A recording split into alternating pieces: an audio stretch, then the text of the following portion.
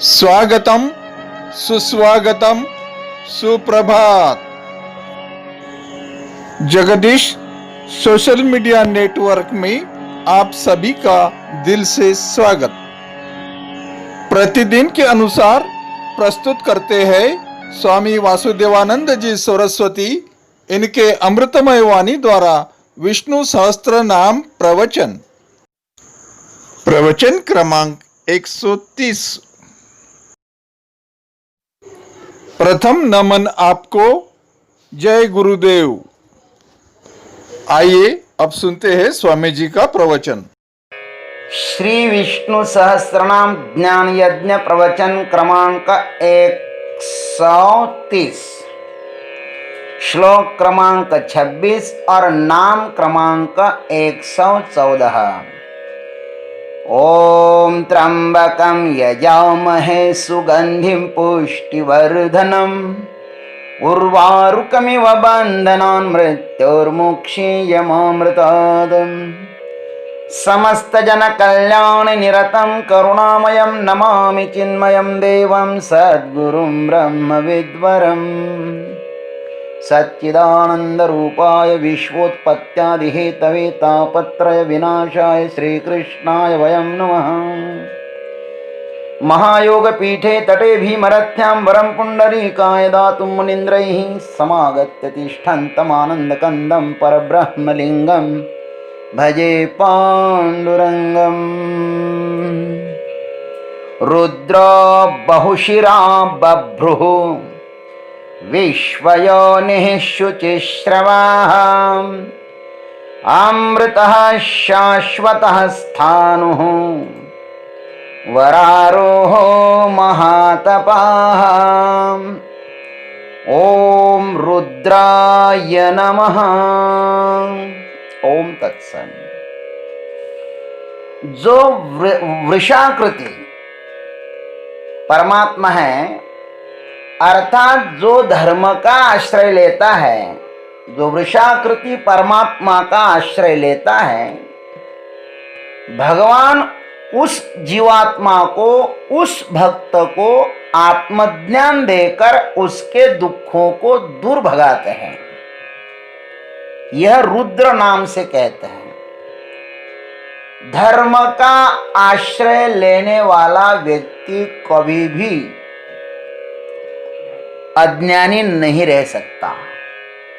धर्म ते बिरति, धर्म से वैराग्य जगेगा, वैराग्य से ज्ञान प्राप्त हो जाएगा और ज्ञान से आदमी को मुक्ति मिल जाएगी। आइए, धर्म का जो आचरण करता है उसको रुद्र भगवान का साक्षात दर्शन होता है। बड़ी प्यारी बात है। रुद्र का अर्थ है दुख के कारण को दूर भगा देने वाले। हमारे आचार्य जी ने विष्णु सहस्त्र नाम ने रुद्र शब्द की व्याख्या 4 प्रकार से की है। आइए उसको हम भाष्यकार की भाषा में ही यथाक्रम देखने का प्रयत्न करते हैं। रुद्र का प्रथम अर्थ क्या किया? संहार काले प्रजा संहरन रोदयति इति रुद्रः। प्रलय काल में प्रजा का संहार करके उसे रुलाते हैं, इसलिए उसे रुद्र कहते हैं। भगवान का काम है एक रुलाना। सर्जन, पालन एवं विसर्जन, यही संसार का नियम है। सर्जन में सुख है, पालन में कष्ट है और विसर्जन में दुख है। यह अनुक्रम अनादि अनंत काल से चलता आ रहा है। सूर्योदय, मध्याह्न और सूर्यास्त, यह तो हर दिन ही होता रहता है। लेकिन सूर्यास्त के समय यदि कोई रोता है तो उसमें सूर्य का क्या दोष? संहार तो अनिवार्य है, विनाश तो अनिवार्य है, क्योंकि संहार के बिना सर्जन असंभव ही है। सर्जन का आनंद लेना हो तो संहार का भी स्वागत करना ही होगा। इसलिए तो रुद्र भगवान संहार के समय भी नृत्य ही करते हैं। नटराज राज नमो नमो। भगवान या ज्ञानी के लिए मौत भी एक महोत्सव ही होती है और अज्ञानी के लिए मौत एक यक्ष प्रश्न ही होता है। देहपात के अनंतर अज्ञानी भटक जाता है इस अनंत ब्रह्मांडों में, पता नहीं कहां जाता है मरने के बाद। उनके कर्म उनको जहां लेके जाते हैं ना, वो वहां चला जाता है बेचारा। ज्ञानी मात्र देहपात के अनंतर विदेह मुक्त हो जाता है, वह प्रकाश की यात्रा पर निकल जाता है और अज्ञानी अंधकार के भूल भुलैया में भटक जाता है। इसलिए मेरे भाई, प्रकाश की यात्रा करना हो, आनंद की यात्रा करना हो तो स्वयं को पहचान लो, स्वयं को जान लो, आत्म साक्षात्कार कर लो। यही समय है। मर जाओगे तो कहां करोगे आत्म साक्षात्कार? पता नहीं इस ब्रह्मांड में कहां खो जाओगे। रुद्र का आश्रय ले लो। रुद्र का आश्रय लेने वाला कभी रोता नहीं है। रुद्र का दूसरा अर्थ है रुद्रम राति ददाति इति वा। रुद्र यानी वाणी, वाणी माने आत्मज्ञान। भगवान रुद्र आत्मज्ञान देते हैं, इसलिए उसे रुद्र कहते हैं। रुद्र का अर्थ आत्मज्ञान भी होता है। भगवान रुद्र आत्मज्ञान प्रदान करते हैं। जो मौत के करीब होता है वही आत्मज्ञान को उपलब्ध हो सकता है, ध्यान रखना। मौत ही तो अमरता का रहस्य खोलती है। मौत को खोजने से ही अमरता का दर्शन होता है। जहां पर मौत की सीमा समाप्त होती है, वहीं पर परमात्मा का साक्षात्कार आरंभ हो जाता है। नचिकेता ने मौत का द्वार खटखटाया तो वह आत्मज्ञान को उपलब्ध हुआ। मौत के अंतिम क्षण में भक्तों को तो परमात्मा का दर्शन होता है और अज्ञानियों को यमदूतों का दर्शन होता है। मग जैसे कर्म केले तैसे भोगा आले। ध्रुव ने बहुत उपवास किया, भूखा रहा, मौत के करीब पहुंच गया तो उनके सामने भगवान प्रकट हुए। अजामिल को भी मौत के अंतिम क्षण में परमात्मा का दर्शन हुआ। गजेंद्र को भी, जटायु को भी, बाली को भी, इनको मौत के समय परमात्मा का साक्षात्कार हुआ है। परमात्मा का साक्षात्कार करना हो तो मौत को भूलना मत। स्मशान को हर दिन याद करो, महाकाल को हर दिन याद करो। महाकाल के पास बैठोगे ना तो आपको परमात्मा मिलेगा। इसलिए महाकाल की पूजा किया करो तो भगवान मिलेगा। मौत से घबराना नहीं, मौत को मित्रता करना है मौत के साथ। मौत तो अपना सखा है। भाष्यकार रुद्र का अर्थ और व्यक्त करते हैं। रुर दुखम, दुखम कारणम वा द्रावयति इति वा रुद्र। रु माने दुख, उसके कारण को दूर भगाने वाला होने के कारण उसे रुद्र कहते हैं।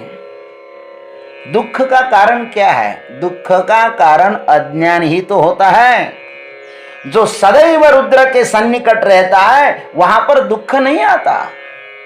गीता कहती है यम लब्ध्वा च परम लाभम मन्यते नाधिकम ततः यस्मिन् स्थितो न दुखेन गुरुणापि विचाल्यते। यह साधक जब आत्मलाभ की प्राप्ति होने पर उससे अधिक दूसरा कोई भी लाभ नहीं मानता है और परमात्मा प्राप्ति रूप जिस अवस्था में स्थित हुआ यह योगी बड़े से बड़े भारी दुख से भी चलायमान नहीं होता।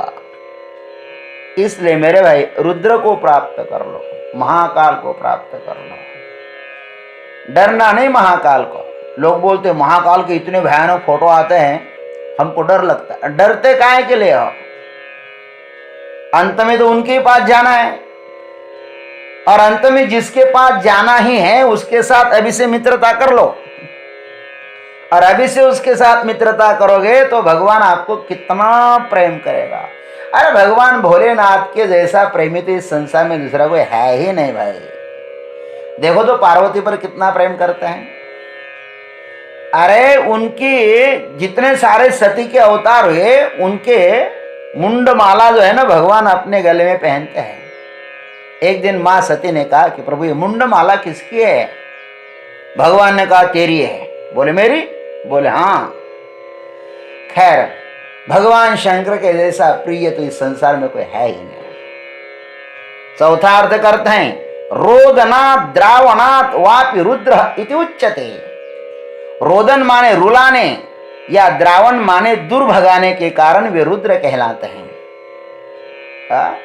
इसी को संक्षिप्त रूप से शिव पुराण की छठी रुद्र संहिता में इस प्रकार कहा गया है। भाष्यकार ने दिया ये श्लोक, रुर्दुःखं दुःख हेतुं वा तद्रावयति यः प्रभुः रुद्र इत्युच्यते तस्मात् शिवः परम कारणम। रू नाम दुख का, रू दुख को कहते हैं और वे प्रभु दुख या दुखों के हेतु को दूर भगाते हैं, इसलिए परम कारण भगवान शिव रुद्र कहलाते हैं। ध्यान रखना, दुख आसक्ति के कारण होता है और रुद्र भगवान के पास आसक्ति है ही नहीं, वे मात्र प्रेम करते हैं। आसक्ति मनुष्य को बांधती है, आसक्ति ही तो वासना का रूप धारण करती है और जहां पे वासना है वहां पे बदबू है। आसक्ति आदमी को सड़ाती है और प्रेम आदमी को मुक्त कर देता है, प्रेम आदमी को निर्मल बना देता है। आसक्ति वाला अटकता है लेकिन प्रेमी मनुष्य कभी अटकता नहीं है। इसलिए मेरे भाई, अपने जीवन से दुख की विदाई करना हो तो रुद्राध्याय का हर दिन पाठ करना चाहिए। महामृत्युंजय मंत्र को जपो। जो व्यक्ति महामृत्युंजय मंत्र को जपता है अंत में उसको आत्म साक्षात्कार होता है। 22 को जो अपने को यज्ञ करना है उज्जैन में महाकाल की धरती में, तो वहां पे प्रत्येक व्यक्ति को कम से कम 5 लाख तो महामृत्युंजय मंत्र जपना ही चाहिए। जितना हो सकता है उतना जपो। इस प्रकार रुद्र भगवान का यहां बड़ा प्यारा अर्थ भाष्यकार ने दिया है। जिसने भी रुद्र का आश्रय लिया है समझ लो वह मुक्त ही हो गया है। चलो हम भी भगवान रुद्र का आश्रय लेते हैं। जय महाकाल, जय गुरुदेव, जय जगदीश्वर। ओम तत्सत। देवियों एवं सज्जनों, अभी आप सुन रहे थे स्वामी वासुदेवानंद जी सरस्वती इनके अमृतमय वाणी द्वारा विष्णु सहस्त्र नाम प्रवचन भाग क्रमांक 130। प्रवचन का अगला भाग सुनने के लिए कल सुबह फिर उपस्थित होंगे। हरिओम।